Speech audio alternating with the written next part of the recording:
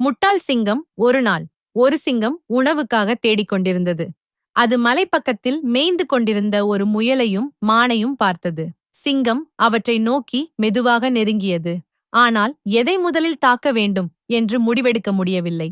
முயலும் மானும் சிங்கத்தை பார்த்ததும் வேகமாக ஓட ஆரம்பித்தன. அவை இரண்டும் வெவ்வேறு திசைகளில் பிரிந்து ஓடின. சிங்கம் அந்த இடத்திற்கு வந்து எதை துரத்த வேண்டும் என்று தயங்கியது. கடைசியில் மானின் இறைச்சி ருசியாக இருக்கும் என்று நினைத்து அதை துரத்த முடிவு செய்தது. ஆனால் மான் வெகு தூரம் ஓடிவிட்டது. சிங்கத்தால் அதை பிடிக்க முடியவில்லை. பிறகு முயலை பிடிக்க முயற்சி செய்தது. ஆனால் முயலும் வெகு தூரம் ஓடி மறைந்து விட்டது. சிங்கம் தன் முடிவின் மீது வருத்தப்பட்டது.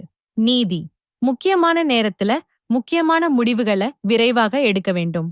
A foolish lion. One day, a lion was searching for food. He spotted a hare and a deer grazing on the mountainside. The lion approached them cautiously but couldn't decide which one to attack first. The hare and deer noticed the lion and began running away quickly. They split up and ran in different directions. The lion reached the split point and hesitated, unable to decide which animal to chase. Finally, he chose to pursue the deer, thinking its meat would be more delicious. However, the deer had already run too far and the lion couldn't catch up. He then decided to chase the hare instead, but the hare had also escaped far away. The lion regretted his indecision.